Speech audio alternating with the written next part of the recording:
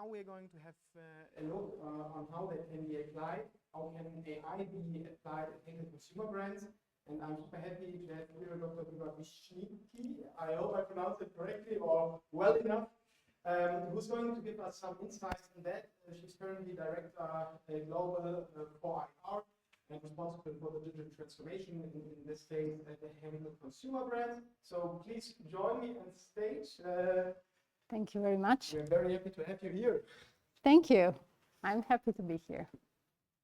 Please enlighten us on what AI is going to do or currently already doing at Henkel consumer brands. Well, thank you very much. Just one note, it is very nice to be back into a Fraunhofer environment since I spent some years here.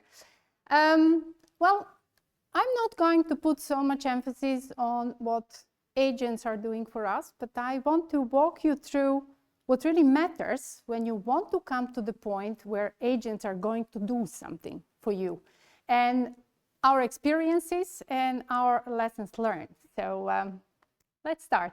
First of all, Henkel, we will be celebrating 150 years very shortly. We are a global company with sales about 20 billion and operating profit of 3 billion plus. I'm very proud to say super focused on sustainability, and one of the key focus points we have are people. People culture, high-performing teams, feedback culture. And why I'm saying that now? Because we grow based on our people culture and based on our diversity and inclusion very much. So let's see how. Also, global player. We have more than 200 factories, lots of warehouses, and we are positioned in every continent. Our business is basically split into two big business units: consumer brands and adhesive technologies. In consumer brands, you can recognize us through Persil, for example, or Schwarzkopf, but in adhesive technologies, we have many industrial applications for automotive, for aerospace, smart devices, and similar. So, coming to the supply chain. So we all know supply chain, it starts from plan, make, deliver, customer. And what do we do in that world? So our digital side, it's a digital technology group. We are focusing on autonomous operations. So we are basically looking what already is, processes that are there, and we are turning that into digital environment, first from digitization process, so having all the data in the system, and then gradually working on a process optimization and leading that to agentic, so through all four domains of the supply chain. How everything started when we talk about scaling. Basically, more than 10 years ago, there was a decision made that, actually it was a vision that if we really want to scale and we really want to catch up with all new digital technologies that are coming, we have to standardize. We have to have a certain platform in complete network that we have that will allow us with one push on a button to make those steps forward. So that's how it started. It started in 2013. Then we established a digital backbone. And then we started from factory to connect all the sensors, PLCs, to start testing, to start building small digital environments, to connect all process steps together. It was gigantic. And as we progressed, of course, some factories faster than another, we've been placing different proof of concepts, different small pilots in the factories that actually progress the most. So you can see we've been getting prizes from 2021, 23 for our lighthouses from a World Economic Forum. That's how we actually embraced the experimentation, embraced an innovation, doing that at scale by taking care that our foundation is standardized and then allowing different factories to come to the much and much higher level of automation and learning from it, because that was a huge learning curve for us. So if I want to summarize really what we did in these last 12, 13 years and where we stand today, how we want to proceed, then I choose for 3 super important steps. First one, we started from processes, systems, and applications. So the key word, standardized. We can't optimize the silos. So we started on the hard way to get everything on the same level, then optimized everything on the same level, and then scaled. So that was in the domain of automation. What we achieved in this period, if you look at this wheel, it is just fraction of applications that we developed, applications that are totally connected through connected platforms, communicate with each other and bring us lots of data that we can now use for AI. So just quickly, through backbone, for factories, through MES systems, we connected 32 factories. Lots of Power BIs are connected. So basically, wherever you go, in any factory you come, you will see the same dashboards, you will see the same reporting. We have 100% benchmark on everything we do. On the connected worker is a network of applications that are running in every factory, fully connected to MES and ERP systems. And there we are actually guiding our operators, sales managers, production managers towards much higher effectiveness. CS Intelligence Control Tower Analytics goes E2E. So this is from plan, make, deliver, customer. That was, we call it a big monster, but we managed to connect really E2E. We have a full platform on advanced analytics. And this currently we are moving towards the next level of technologies. We do have, of course, on the production side, on ML side, Gen AI in some box. I want to show you one video. So regardless where you go, you will see always the same reality. So this movie is from Toluca, from Mexico, our friend. That was a few years ago, a lighthouse. So basically what you see here is how we start our production. Sim board, then all the tasks are assigned. We have a dedicated digital hub where operators and cell managers get full support on every application they run. They can see complete analytics on every process we have. We have complete data collection from all our machines connected. So basically when you say we talk about paperless factories, that would be a very good example of paperless factories. What is important to say here, you will see through this video different processes, defect handling, actions for cleaning, performance data, and similar.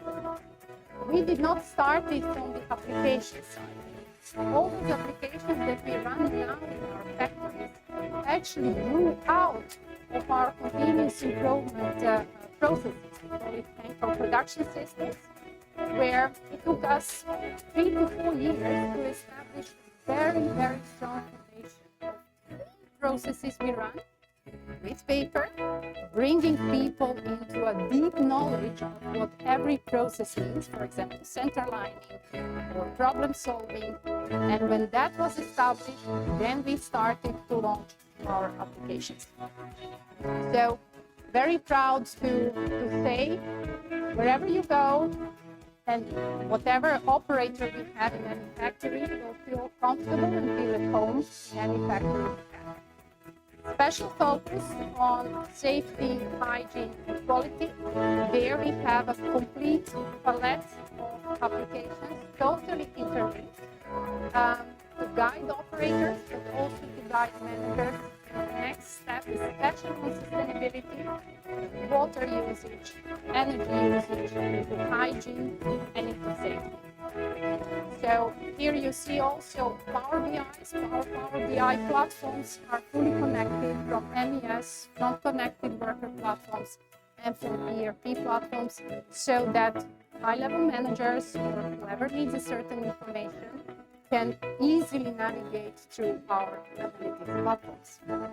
And this is where we stand today, and this particular position actually enables us to go to the step 2. The step 2 for us is actually autonomous operations. But autonomous operations, this is different from automation, because autonomous means the process has to run itself. We just heard about agents and other AI technologies. So what is actually in the step 2?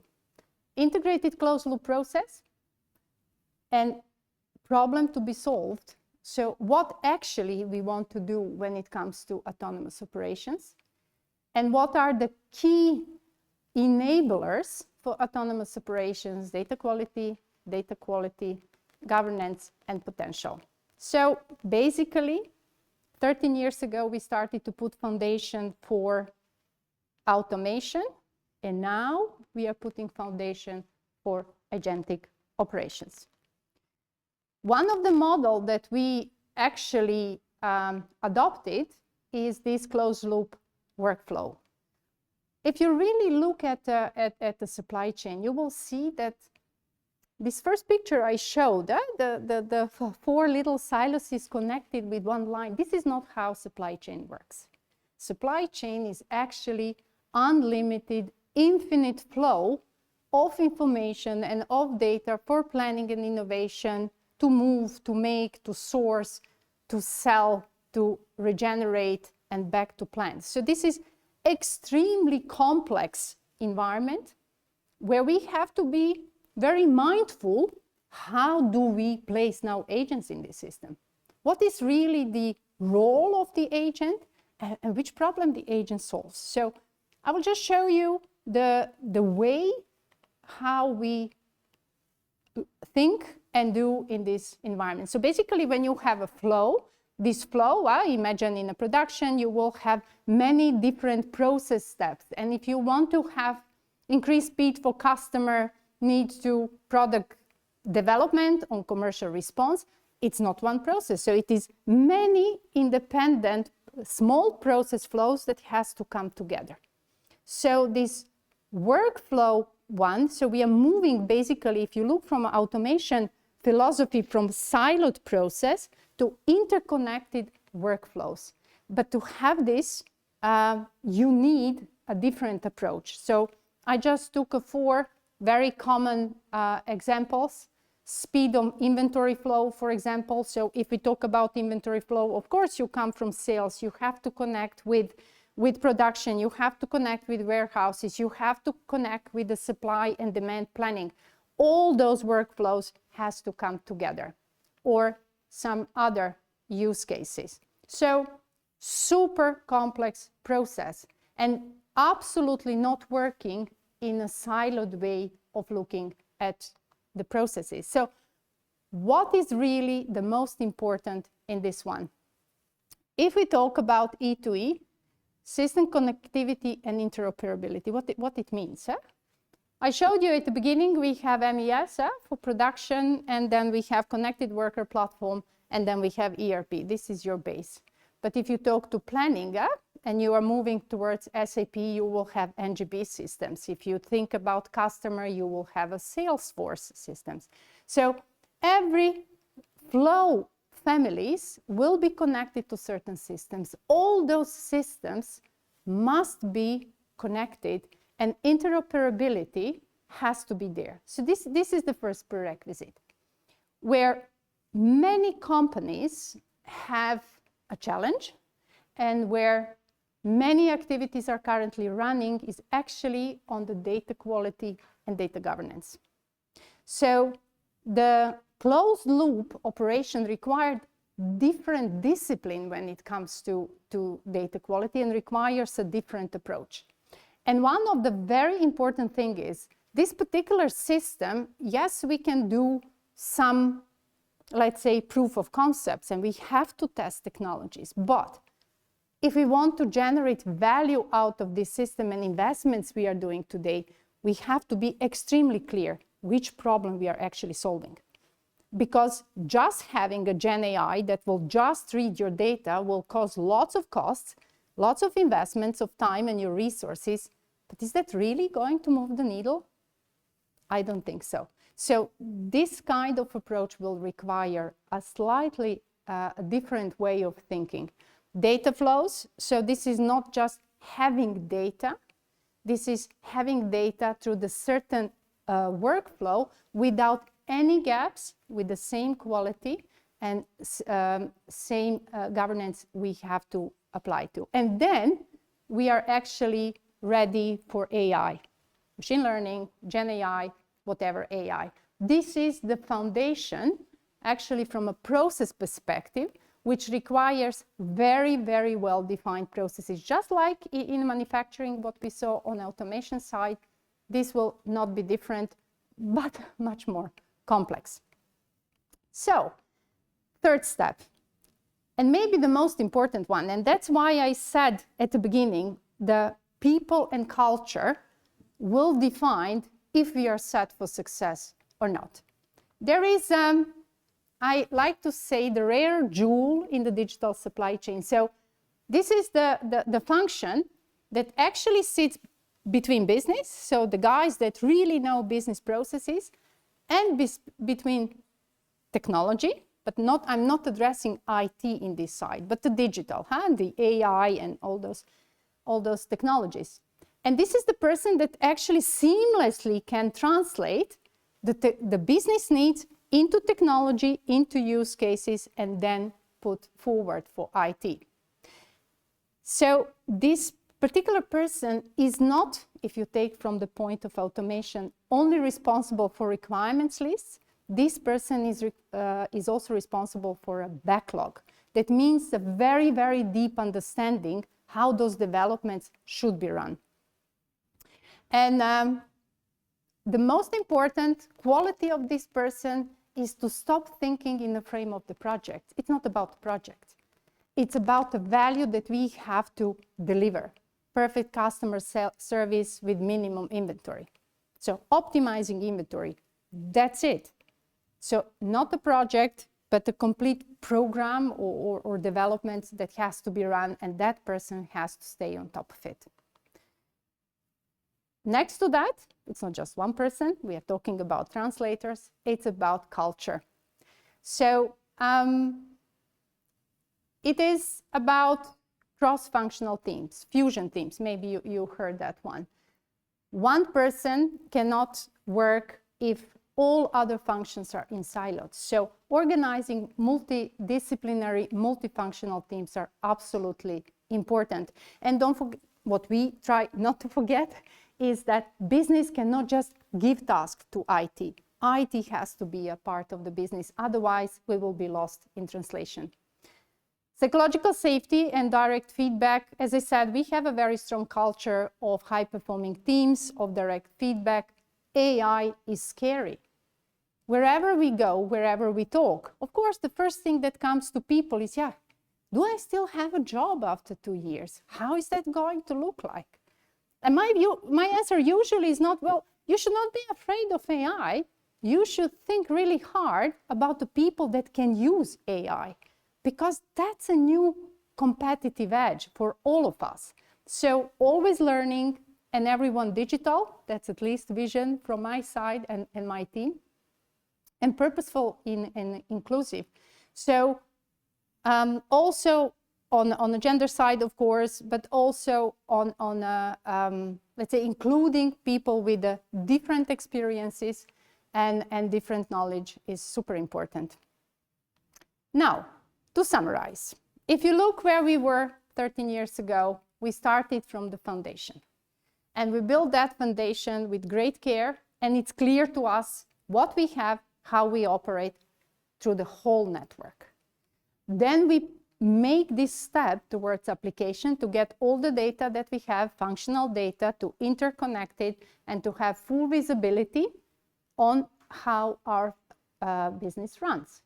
And now today, we are on the level on the connected factories and network supply chain. We are making gigantic step from next year into our MES philosophies, into our new generation systems. So we are ready now to move towards agents and agentic operations. We have few examples, but I'm not going to spend time on those today, and to bring us to lessons learned. And what really, from my experience, but not just in Henkel, also in other companies where I work, what really matters the most if you want to win this game on AI. Standardized first. So then get fancy. Every factory can come with some special things, that's fine. But the backbone has to be the one that you can really scale with the maximum speed. The one that doesn't sounds nice, but super important, don't polish styluses. There will always be some local things, and there will always be some good local things, and let it be.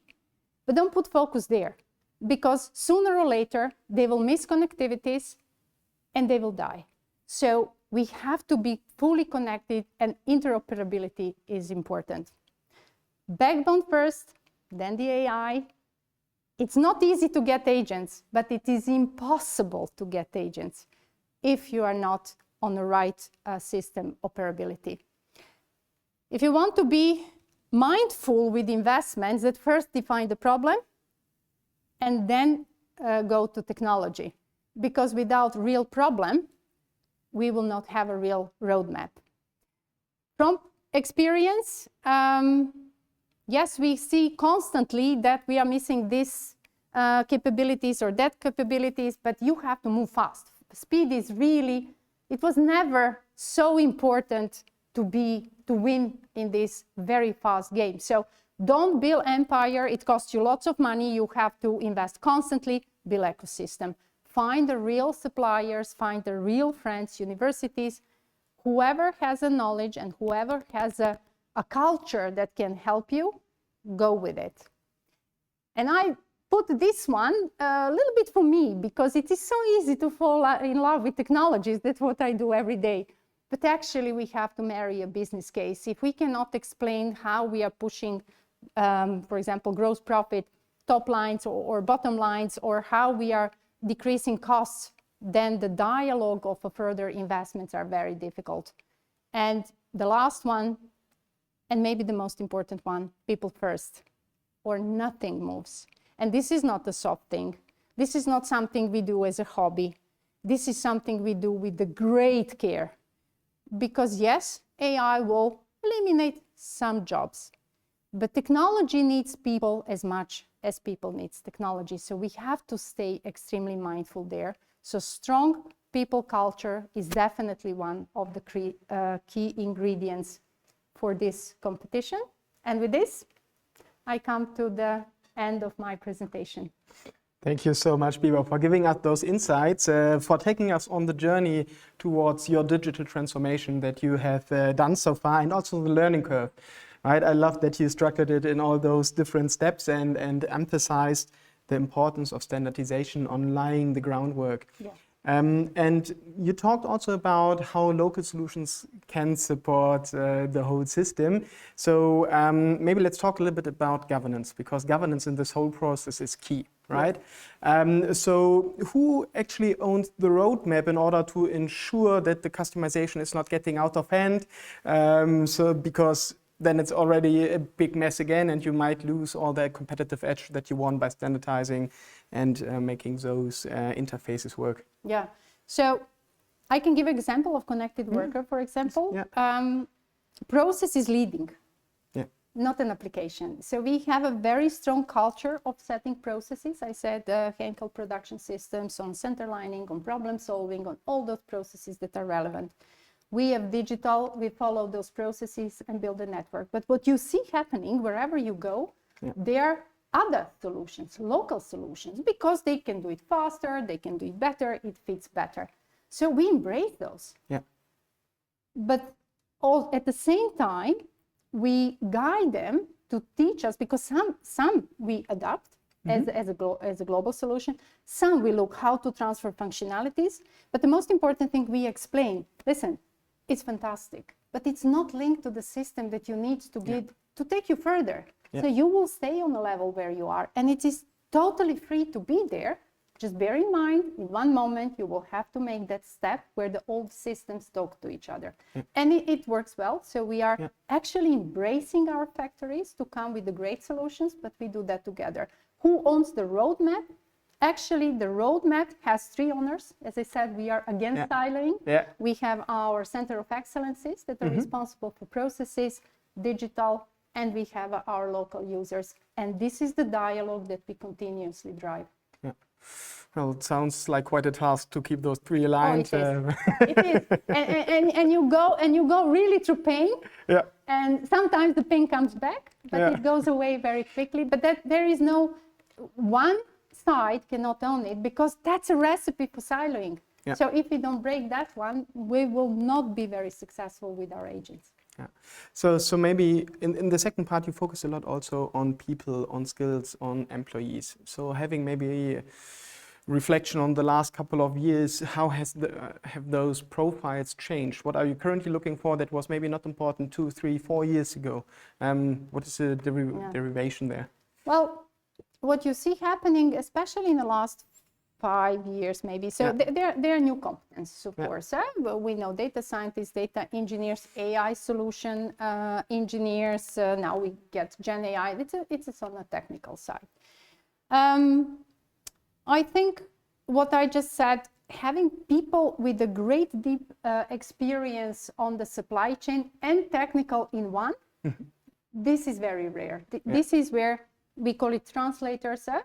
This is where most of the industry is focusing at the time. So from technology, you always get something new, but from the way of doing transformation, this is definitely something where we have to pay different attention. Yeah, I could only imagine, and I hope you find those talents you're searching for. I mean, well, there are clusters where... Yes, so basically, my team is now looking for several, for manufacturing, but we focus on the process flows. That's also very important. It's not a generic.